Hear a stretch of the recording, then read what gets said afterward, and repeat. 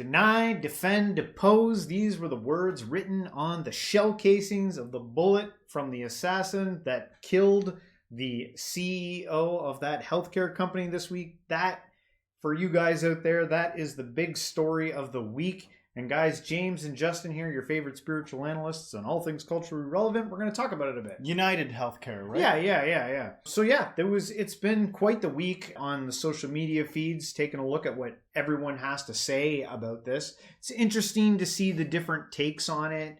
And I've been following it in the news, even on social media. But like what I found fascinating here is the internal conflict, even with myself, right? Because you're like, what's that feeling that I'm feeling in there? And for me, it's like, because you can go to some pretty dark places here. A lot of people were like, he got what he deserved. That CEO was, denying people healthcare, and he got what he deserved. There's TikToks that you can click on that start with yelling like, yeah. And then it was they gotta get it back. Like right away yelling about like the strong emotions. So just reflecting the emotions that you're talking about. Yeah. Feeling towards this. Yeah. I think a lot of Americans, because this happened in the States and with their healthcare system there, they really feel this, And as a Canadian here, where we have a socialized healthcare system, we have our own take on these kind of certain things here. Yeah. But, I tried to feel through a lot of it because there's sometimes for myself, there's like a little bit of excitement there. It's not happy that someone died. It's more that like, well, will something like this invoke change? Will good things happen out of something, tragic, essentially? What country over the years has the States classically like belittled and stuff like that? It seems like in popular media, it's always been France, like, and this seems awfully like la révolution. You know what I mean? Yes. Like they're always like the freedom fries and all this stuff. But the French is notorious for like revolution. Like we're not doing this. We control it, not the government. And they're always like revolutionizing. I want to be respectful here because like a person died, okay? Yeah. And I've been Patrick from SpongeBobbing it all week. I've been like living under a rock. You know what I mean? That's me. Like pop up in the morning. You had to debrief me on what happened when I came over today. Yes. I did not know. And I don't know much about the CEO, but something that's coming to mind regarding our own healthcare system is that when I was growing up, when we were watching movies and they would show like the person that didn't have the means, didn't have healthcare, it would always show them in like a waiting room with like babies crying and like a guy with a bullet hole and like a guy with a knife in his arm. And I was like, that's what our waiting rooms look like. Like we have healthcare, but it's always like, Yeah. Depending on how close you live to a city will depend on how bad or and I've seen doctors fix things in the waiting room. Like, what's your deal? Like, okay, out you go. Like, so that's the reality of healthcare in some way. I don't know. I can't speak too much about the States' healthcare and their insurance policies. You could a little bit. Remember, you had an operation in the States. I was in the States when I was around 14 or 15 years old, and I got appendicitis. And because we had insurance, travel insurance, I went to the Disney hospital. They did a revolutionary surgery. Prior to that, it was people would show me their appendix removal scars, and it would be like a big scar up their side. They had made a tiny incision, and there was cameras, and and I was there for days. It was luxurious. Yes, yeah. But you had Canadian insurance that covered it, right? Canadian insurance. Yeah, but a lot of people in the States, they can't pay for these things. And I think a big part of this, the controversy here is the fact that people pay into the insurance in the United States, and then when it does come time for them to get what they need taken care of, they have to jump through hoops, and sometimes they get denied on things, and then this week, just conveniently after this happened, there was another healthcare company that was trying to put like new rules on anesthesia, from what I hear anyway, allegedly. And then that got, because of what happened, that, got X'd out. We were like, okay, we're not going to do that. And then did this invoke change? There were apparently CEOs on social media that have pulled their stuff off. Will change come out of something like this? And then, mix in TikTok ban, in the same week, as like all the people, because there's something like 170 million Americans on TikTok, and they're all yelling about this. And then all of a sudden they're like, okay, we got to shut this down. Like this, get rid of TikTok. Too many people talking about this. There's so many conflicting forces converging at once. Yeah. I know people that are so like they're like the house is designed to win, and if you're not pro-America, you're just like right away you're wrong. You know, like from what I gather, most of the social media, like not the social media, but the news platforms are like sticking to one narrative. Let's just get this guy because there are rules to uphold it at the end of the day. But I'm thinking about like I've worked in government.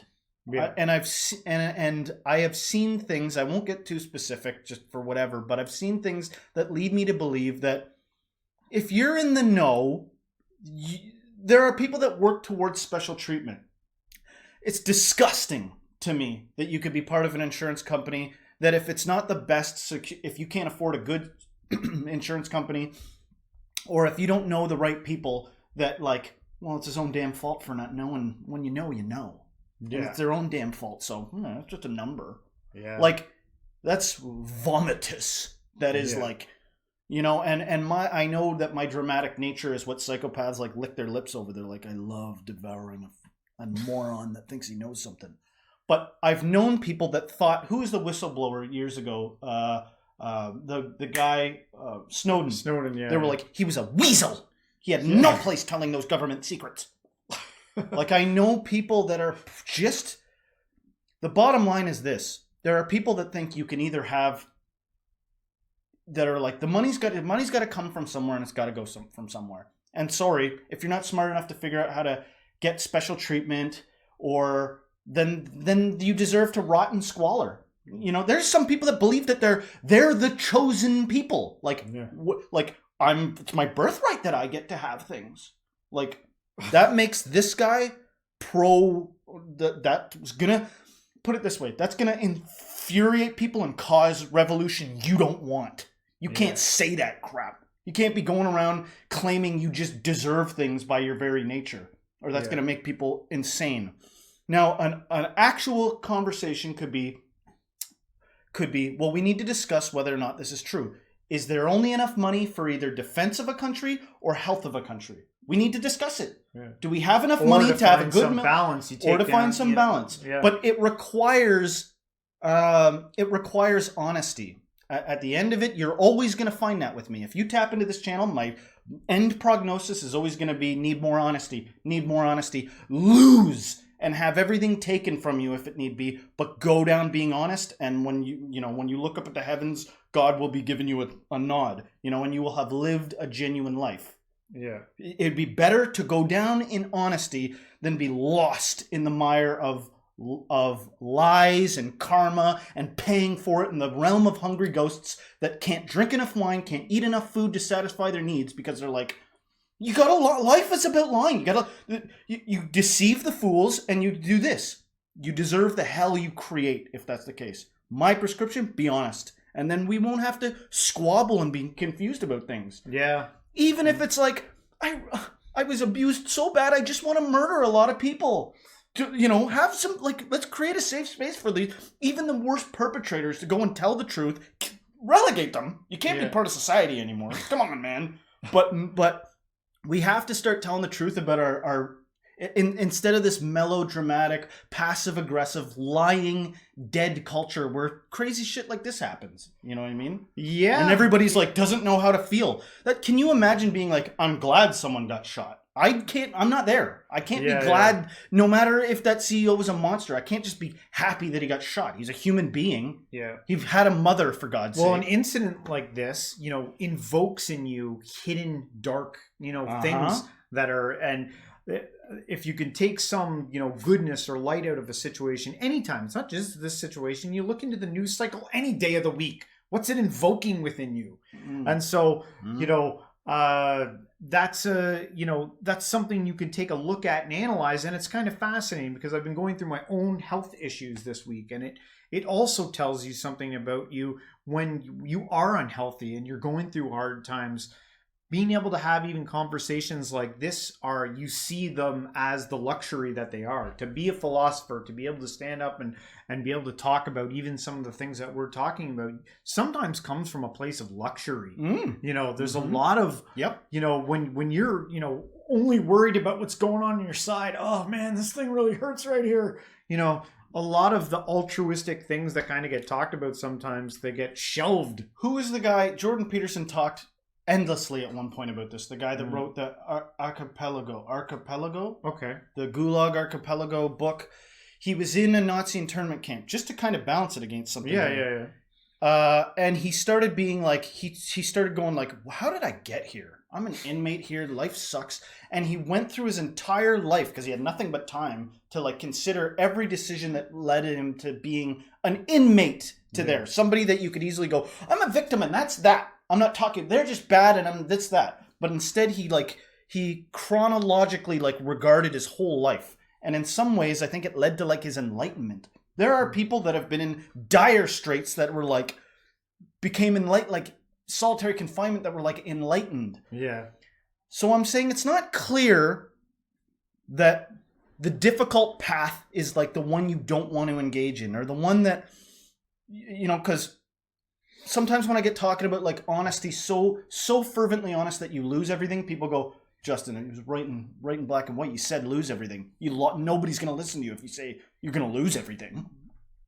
But only if you want to be miserable. We've got so many examples of people that had everything and were miserable with everything, and plenty of examples of people that had everything taken from them and behold became free in that moment.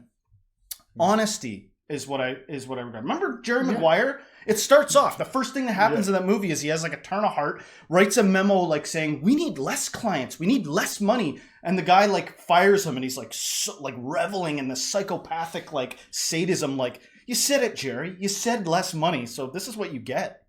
But in the end of the movie, Jerry is not a kick-ass agent anymore. And instead he finds love in a child. Like, I've seen similar sentiments reflected in my own life. And I've seen people go down horrifically dark paths, like stubborn, like, it's not my fault that the world told me that to get ahead you have to lie, steal, and cheat. No. And they've cornered themselves into a corner of destruction. Just like frustrated at that the world did that. I'm telling you right now, this is where the green light's coming from. You need only have a little bit of faith. Tell the truth and it'll be irrelevant what the crazy ass world's doing. Bottom line is, we're never going to know what the hell's going on. Between the news and crazy conspiracy theorists yelling through the camera, you don't really know what the hell's going on with this. Yeah, really. On the bullet casings, let's get some hard facts. What did they tell us? The bullet casing said, deny, depose. Defend, depose, or whatever it is. Depose, and there's people that are like, yeah, and there's people that, all these different things. But in your own personal, it starts with a personal walk. Does it not?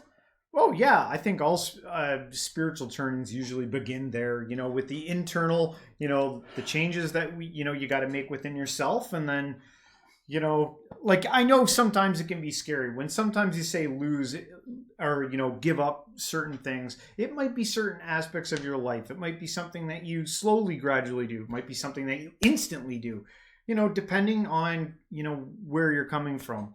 I think the point I was just making with the health wise, when you're bedridden or you're facing something, usually I just, going from my own experience lately, is that it's like it gets all the attention all of a sudden.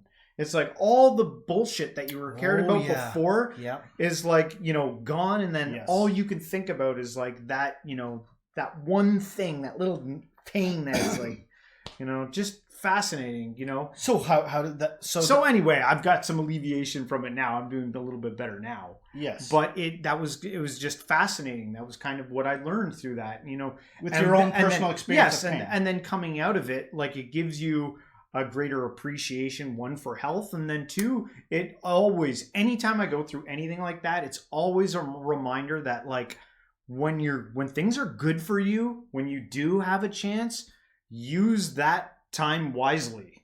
Like, appreciate it and use that so that the next time you have to face something, you can face it with a little bit more bravery and a little bit more. Oh God, that is rough sometimes, because some of the things you have to consider during that safe time are like, what if I lose this safe time? Yeah. You know what I mean? Yeah. Like, I've been reckless enough to like invest my life into other people that I now care about. No. Stupid me, idiot. Now I'm surrounded by people I love and care about. Yeah. And if anything ever happened to them, I'd be freaking bedriddenly depressed. Yeah. And so it's kind of a downer that you have to wait till you're healthy and not suffering to like consider how would I deal with that? How do I not become like a tragic addict if something like that happens? You know, and then you almost have to like consciously compartmentalize your feelings about things. Yeah. Consciously compartmentalize, not unconsciously.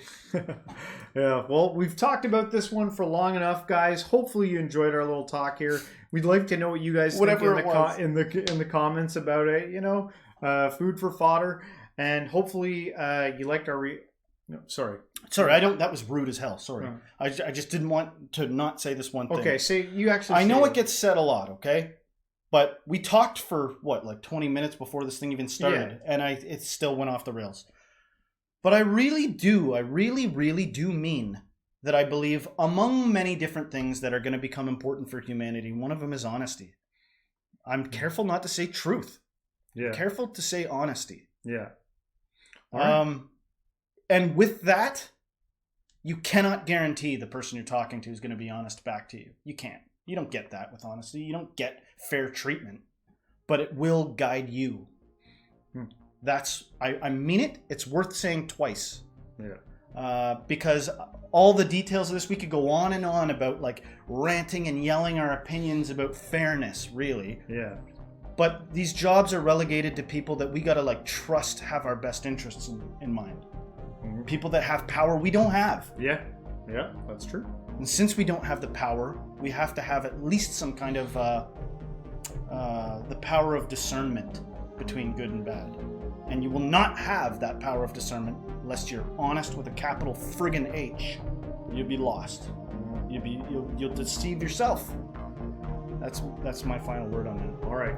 That's a good final word. Hopefully you guys like this. If you did, don't forget to hit the like, subscribe, share this with a friend. And everyone, until next time, stay spiritual.